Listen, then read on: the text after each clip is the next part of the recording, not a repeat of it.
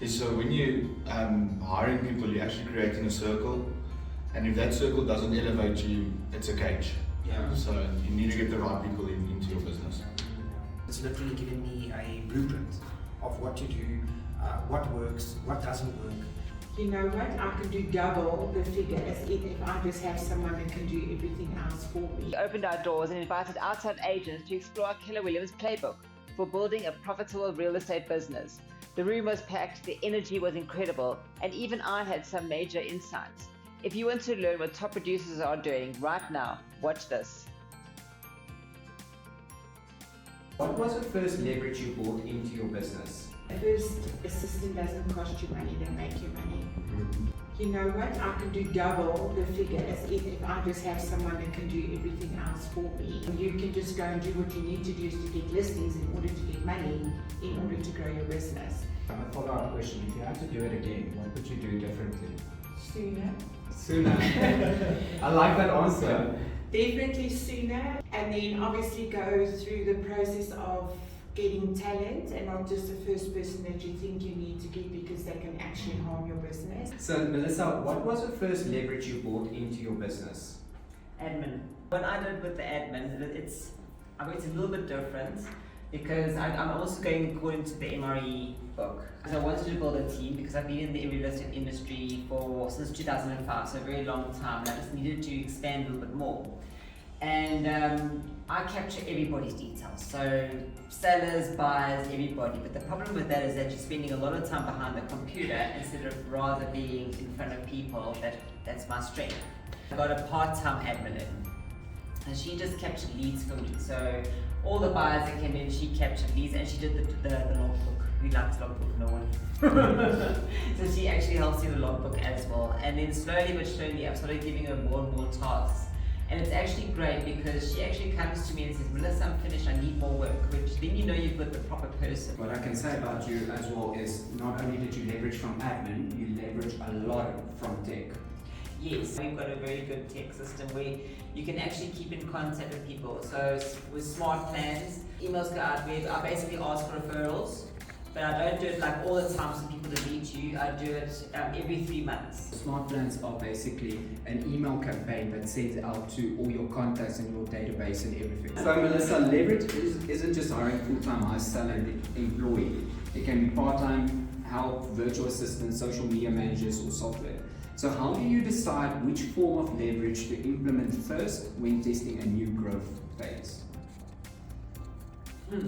Okay, obviously when I started it was just tech, so I leaned a lot against our systems. Then I realized, okay, well, I still have to load the stuff into the system, so I need someone to do that. So then I got Kim, and now this whole social media boom, now I actually need someone that specializes in that area. So that was my next move, and that's what I've done this year as well, looking for someone to help me with the social media. Leveraging all areas. Yeah. I mean, another question that I have before I go on to David, if an agent, let's say an agent in this room, has never leveraged a single task before, what is the one non-negotiable area of their daily routine they should hand off this week to get the highest return on their time? I think it's capturing the data, because you could have been in front of people. So like the buyers and the sellers, so when you get a new listing in, you know exactly, these buyers are for that property, so you can reach as many people as possible. I mean, some properties you can get 20 buyers at a time, and you sit there loading up all these people where you could be actually lead genning and get admin in to capture leads. David. So a lot of high producers think the ultimate dream is opening their own brand. Why did you choose to build a high margin team instead of taking on the massive overhead and liability of running your own independent company? It sounds glamorous to own a real estate company. I owned a real estate company for my own business for 12 years. And if you like compliancy, sorting out SARS, sorting out PPRA, dealing with disgruntled staff, dealing with, no disrespect, but with estate agents complaining, just dealing with drama, okay, sorry, but that's literally almost what it boils down to. So I did that for 10 or 12 years and I was like, no, it was killing me. Okay, I'm a marketer, I like sales and marketing, I like people. Whether we like it or not, we're moving into an era where it is important to be part of a big brand.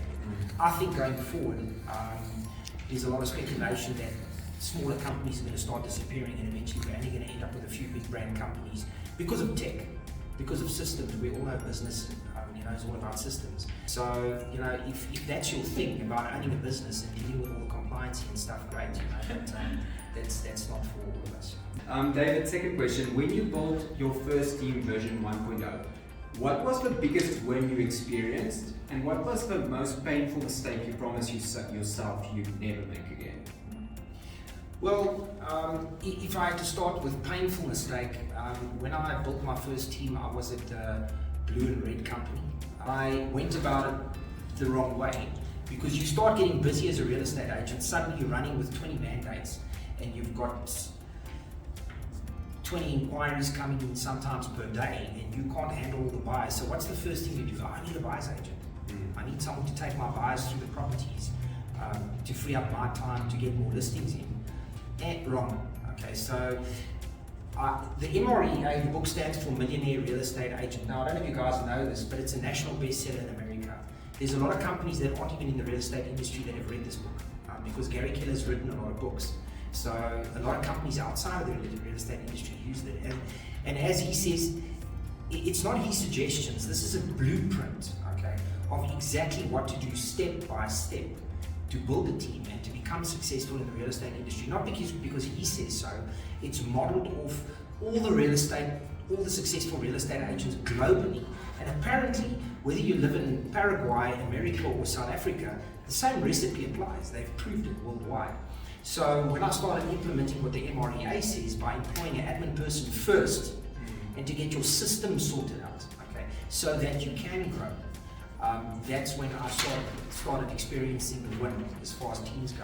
You need to free up your time to generate listings, because if you're going to generate listings, you're filling your stock up with shop, and your shop up with stock, and you can do sales. So there's a definite exact blueprint of what to do, when to do it, how to do it, and quite frankly, that's what attracted me. I read the book before I joined the organization.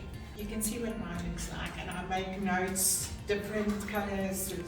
I use it all the time, depending where you are at your business or in your business. We do it all the time. We sit down and go like, okay, this is now we need to look at our budget module again, and then we just recap.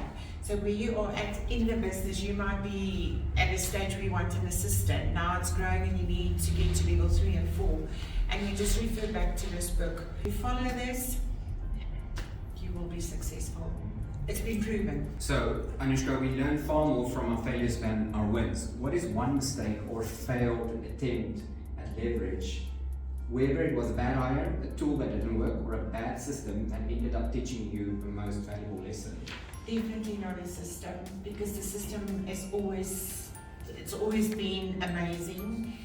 The tools and the systems that we get here, so it's because I've not been using it the way that I'm supposed to. Also, I think I've got a 35% increase in my business now just from the training that we're doing with Lucinda, and because we've got accountability partners. Each other's accountability partners. When you and Anushka decided to hire your first leverage together, how did taking those tasks off your plate directly impact your team's production? It's maybe a question that you guys can answer together. Yeah, no, I will answer it. So as you've heard it now quite a few times, in the MREA as well, it says that your first hire should be admin help, administrative help.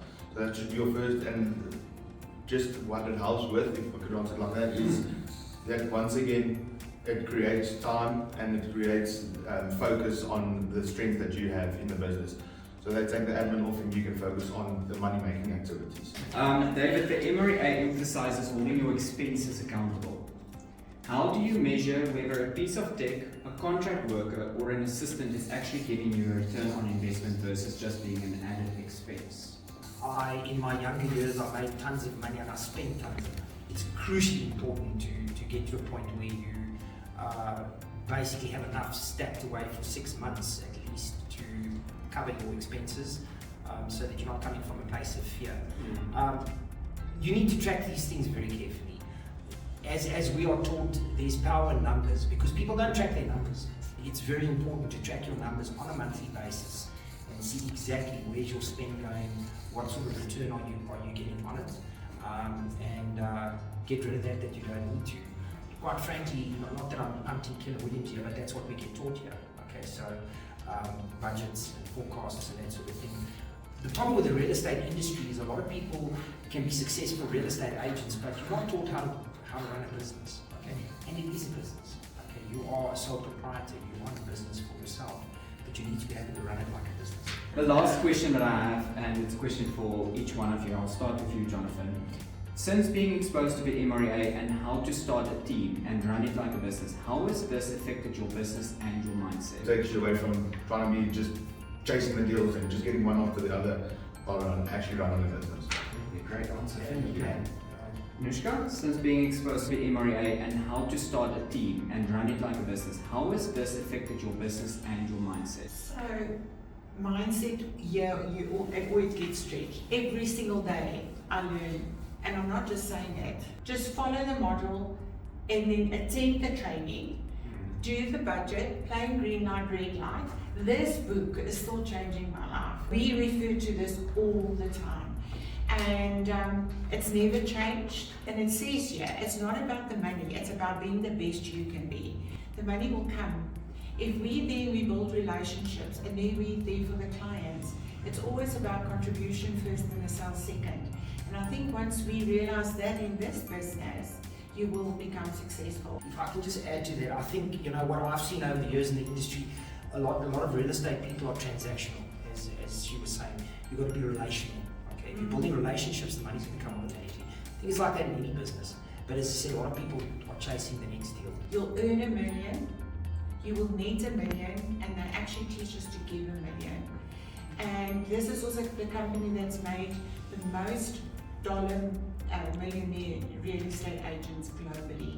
Since being exposed to the MREA and how to start a team and run it like a business, how has this affected your business and your mindset? It's changed everything because it's literally given me a blueprint of what to do, what works, what doesn't work. So I don't have to go and bump my head because, as I said, it's research that's been done through all the top producing agents. And it basically, it excels your business. Okay, you get to a point where you literally struggle with the amount of business coming in, where you then have to take the next step. Not only giving training as a coach, but receiving training. And I'm still actively selling, and I'm still learning. Melissa, same question. Since being exposed to the MREA and how to start a team and run it like a business, how has this affected your business and your mindset? I've got a game plan now. I know what to look for when hiring a person as well, because we do have the training for that, exactly what to, the questions, the whole hiring process. I'm more focused, I know which steps to take when. It's obviously given me more confidence to take those steps, because if you don't know what you're doing, you're just fumbling along, you don't have the confidence to take the initial steps. Exactly. Can I just mention something that was very crucial for me? Having employed people in the past, employing someone's like getting married. And if you employ the wrong person, it's a lot of drama in your life. So we've got a course called Career Visioning. Now, most people, when you go for an interview to an employer, they're looking at your skill set and what you're able to do. But we then dig deeper. We find out, listen, are you a fit? Is this going to work? What makes you tick? Okay, what makes you happy? What makes you unhappy? And it's a whole process that you go through before you actually employ someone, which was a complete eye-opener for me, to realize how to employ the correct fit. Just to go on with what you said now as well, there's something that Gary Keller actually said while I was there now, is so when you hiring people, you're actually creating a circle, and if that circle doesn't elevate you, it's a cage. Yeah. So you need to get the right people into your business.